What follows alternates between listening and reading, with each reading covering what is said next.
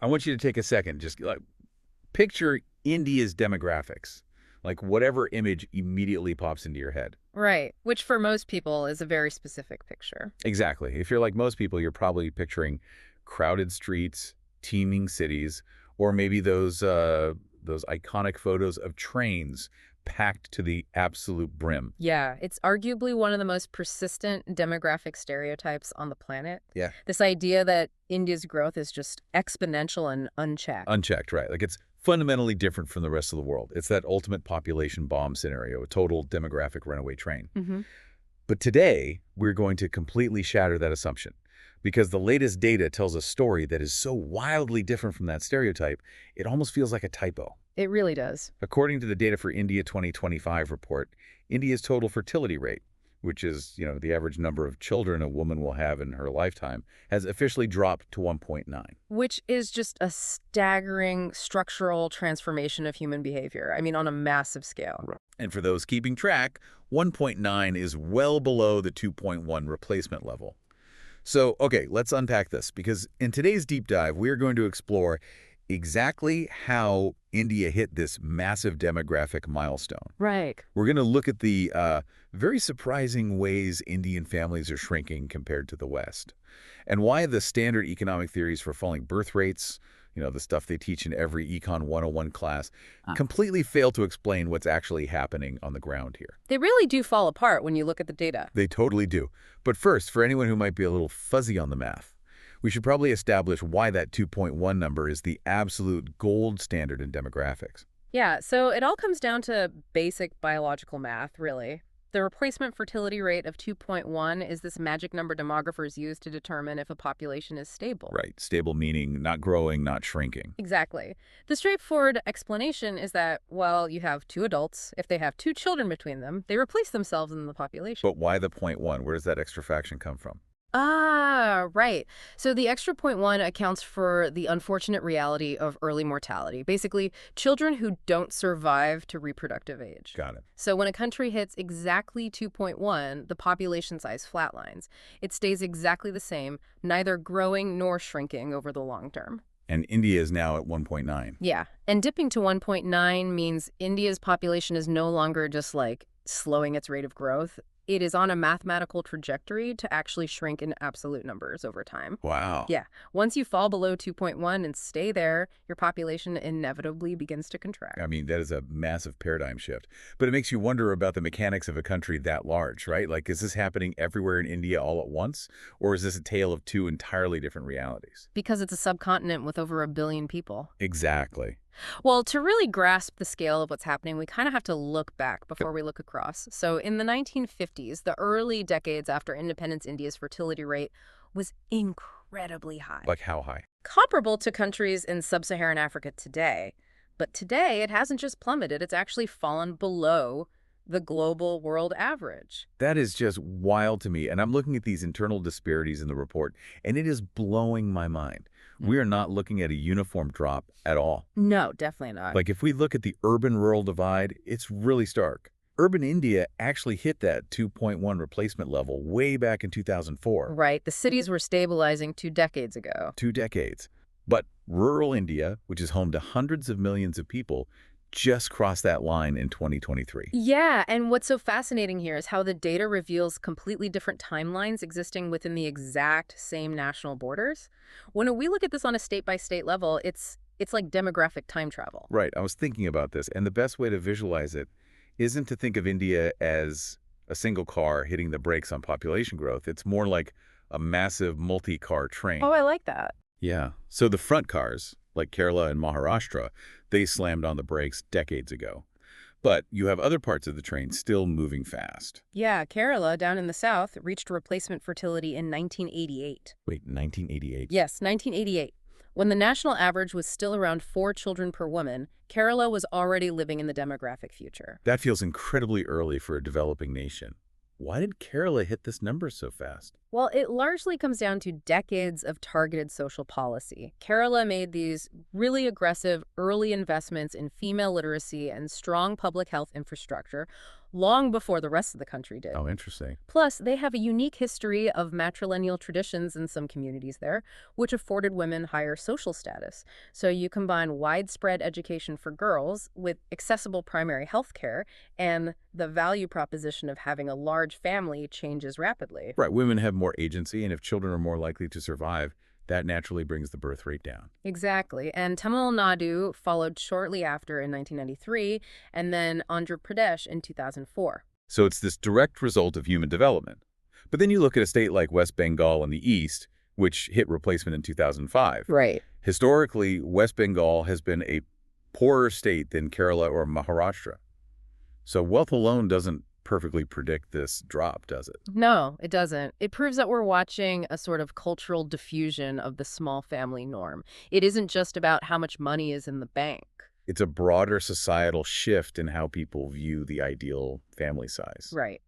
But going back to your train analogy, the caboose of this train is still rolling at a totally different speed. There are just 4 holdout states that haven't hit replacement, and they're all clustered in the north and center of the country. Right, the holdouts. Yeah, and they're operating on a severe delay. So Chhattisgarh was projected to hit replacement in 2022, but the 2023 data showed they missed that mark. Uttar Pradesh is projected for 2025, Madhya Pradesh for 2028. And then there's Bihar, Right. Bihar is dead last, not projected to reach replacement until 2039. which is just crazy. Just imagine trying to govern a country like this. Put yourself in the shoes of a policymaker. It's a nightmare. How do you run a national government when some of your states have the demographic profile of Scandinavia, meaning an aging population, fewer young workers, lower birth rates, while other states are still decades behind, dealing with high birth rates and this massive youth bulge? It requires an almost impossible balancing act with the federal budget because you're simultaneously trying to build elementary schools and maternity wards in Bihar while trying to figure out elder care facilities and pension systems in Kerala. That has to strain the very fabric of national resource allocation. The Yeah. needs are entirely polarized. Completely polarized. And we also see deep disparities across class and education. So currently, the poorest 20% of Indian households and women with no formal schooling have roughly 1 more child on average than women in the richest 20% or those with 12 or more years of schooling. But, and this is the key takeaway from the report, while that wealth gap exists, the drop is happening everywhere. Yes. Across all wealth brackets, across all education levels, the lines on the graph are all pointing down. The poorest households today are having significantly fewer children than the poorest households did 20 years ago. The trend line is universal, even if the starting points were totally different. So, okay, if states like Maharashtra are hitting Scandinavian birth rates, are they doing it the Scandinavian way? Like, are Indian women putting off marriage until their 30s to build a career the way we see in Northern Europe? See, that is the established pattern in the developed world. If you look at the UK or Norway, falling fertility is almost entirely driven by women delaying childbirth. Right. The median age for a first birth pushes deep into the late 20s or 30s as women prioritize education and their careers before starting a family. But the data for India shows the exact opposite. The median age for an Indian mother's first child has barely budged over the last 2 decades. Right, it hasn't. It is still just over 21 years old. Which, by the way, tracks perfectly with the median marriage age of just over 18. Indian women are not delaying the start of their families at all. No, they aren't. The massive defining shift in India is the age of the last child. Yes. Indian mothers are finishing their childbearing years more than 5 years earlier than they used to. They are completing all of their pregnancies in their 20s, and then they just stop. Which is a huge change. It is. Oh, Historically, the vast majority of births in India were to women in their early 20s. And UN estimates suggest that bulk has shifted slightly to women in their late 20s now, but they're still firmly in their 20s. Here's where it gets really interesting. Because it completely flips the Western script. Yeah. Think about it like attending a party. Okay, a party. Yeah. In the West, women are showing up to the party late. They're delaying kids until their 30s. But in India, they're showing up to the party at the exact same time they always have, in their early 20s. Oh, I see where you're going. But they are leaving the party early. And that matters immensely because in demographic terms, the late 20s to early 30s is traditionally when that third or fourth child would be born. Right. So by closing up shop at 25 or 26, they are severing the tail end of the population growth curve entirely. They're deciding that a family of 3 or 4 parents and 1 or 2 kids is a full house, and they are done before they even hit 30. It is a uniquely Indian demographic signature. Right. And this behavior, this early stopping, is what really confounds those standard economic models we talked about earlier. Totally. It raises a pivotal question: why? If women aren't delaying childbirth to climb the corporate ladder like they do in the West, what is driving this massive society-wide decision to just stop having kids? And this brings us to the economists, specifically Dean Spears and Micah Geruso and their 2025 book, After the Spike. Right. Because they look at this exact mystery. The Western theory for falling birth rates completely falls apart when you apply it to India. It does. The prevailing Western theory is based on this idea of opportunity cost. The logic is that women in North America and Europe work for pay in the formal economy. Therefore, leaving the workforce, either temporarily or permanently to have a child, costs them significantly. Lost wages, missed promotions, career momentum. It's a huge financial hit. Right. The cost of a child isn't just diapers and food, it's the hundreds of thousands of dollars in lost earning potential over a lifetime. Which makes total sense for a highly formalized workforce. But Indian women largely aren't losing out on a corporate paycheck. Most adult women in India do not work for pay outside the home. Right. The female labor force participation rate in India has historically been quite low compared to global standards. So if they aren't sacrificing career momentum, where is the opportunity cost? Spears and Geruso illustrate this perfectly by comparing India to Vietnam. So India's birth rate is now roughly comparable to Vietnam's. Yet, in Vietnam, more than twice as many women are in the formal labor force compared to India. So if formal employment and lost wages were the primary drivers of falling fertility globally, India's birth rate should be significantly higher than Vietnam's, but it isn't. It's the same. So Spears and Geruso introduce a different thesis, and honestly, it's a bit subversive in its simplicity. Oh, absolutely. They argue that there is no grand, unified theory of falling fertility. Instead, the world has just gotten better in 1,000 microscopic ways. Yes, there are economic opportunity costs, but the biggest factor they point to is lost leisure. Yes, lost leisure. People simply want more time to enjoy the growing intangibles and pleasures of modern life. Having fewer children frees up time for these pursuits.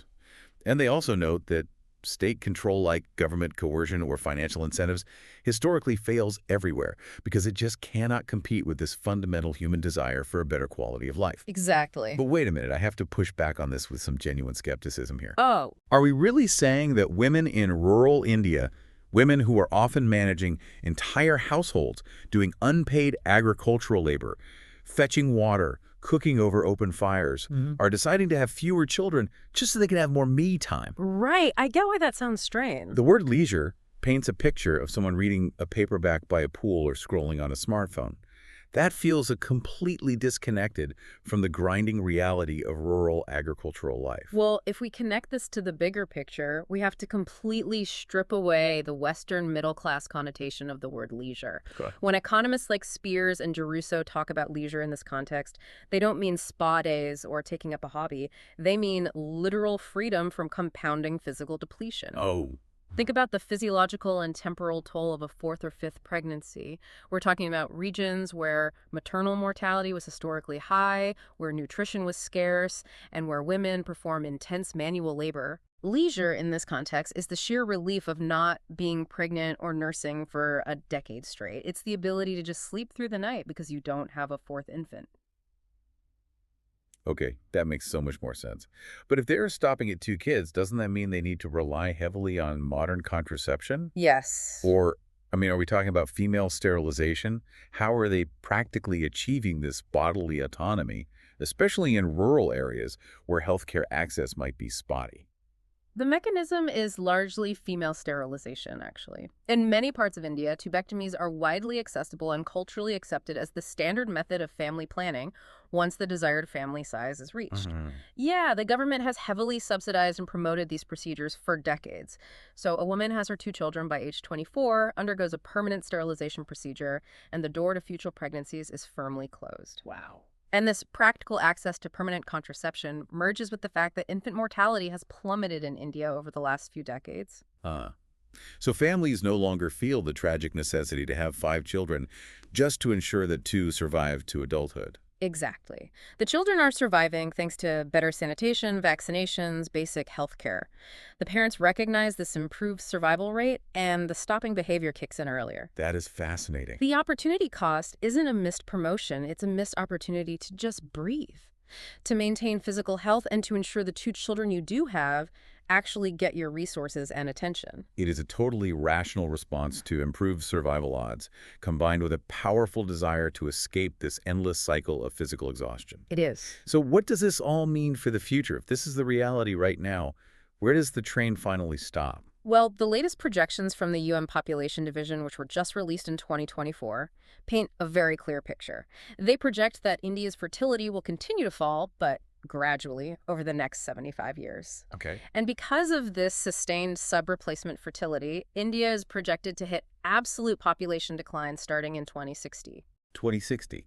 That is well within the lifetime of children being born today. The most populous country on Earth is going to start shrinking. It is a monumental shift, and this gradual decline actually aligns with UN estimates from most countries right now, which are generally hovering between 1.5 and 2. It's sort of a global demographic cooling off. Right. Except for some outliers. Yeah, South Korea remains the extreme outlier, with a total fertility rate under 1, essentially in demographic freefall. But India is not South Korea. It's a much more gradual glide path. But India's own government projections completely missed this glide path, didn't they? Oh, completely. India's official demographic projections were based on the 2011 census, which is incredibly outdated now. They vastly underestimated the speed of this drop. They really did. Like, the 2011 data predicted that 7 states like Andhra Pradesh, Telangana, Punjab, Jammu and Kashmir, would hit a 1.5 fertility rate by 2035. But reality has moved much faster. Even states like Bihar, the caboose of our demographic train, are already falling significantly faster than anyone expected back in 2011. And the real-world consequences of relying on that outdated 2011 census data are profound. How so? Well, in a centrally planned economy like India's, federal funds are allocated based on population projections. So if you project that a rural district will have a massive influx of children over the next decade, you allocate billions of rupees to build elementary schools and pediatric wards. Right. But if those children are never born because the birth rate plummeted faster than you realized, you end up with empty ghost schools. That is wild. Meanwhile, you have an aging population in the southern states that desperately needs funding for elder care facilities and specialized adult hospitals, but they aren't getting the money because the federal budget is still chasing a phantom youth bulge. Exactly. It miscalibrates the entire national infrastructure. We're planning for a version of India that is already disappearing, which means billions of dollars are potentially being misallocated right now. The ultimate takeaway here is that if you have ever worried about the population bomb, the idea that humanity is just going to breed itself into mass starvation and collapse, you can officially let that narrative die. Rest in peace. Right. Demographics are the invisible, powerful current steering the global economy. And in India, the most populous nation on the planet, that current has firmly and permanently reversed. We are heading toward a smaller, older world. We are, and this transition leaves us with something profoundly fundamental to consider. Oh, what's that? Think about it. If an entire nation, a culture historically defined by massive, sprawling, multi-generational families, goes to a norm of 1 or 2 children, what happens to the social fabric? Oh, wow. We are looking at a future India, and frankly a future world, where the concepts of aunts, uncles, and cousins might become a rare commodity. The familial safety net shrinks drastically. I hadn't even thought of that. How does a society function? How does it care for its young and its aging populations when the sprawling village it traditionally takes to raise a child simply ceases to exist? It's a totally different landscape. So the next time you picture India, don't picture a runaway train. Picture a train that has already applied the brakes, rolling quietly into a future where the crowds are slowly thinning, and the very definition of family has been rewritten entirely.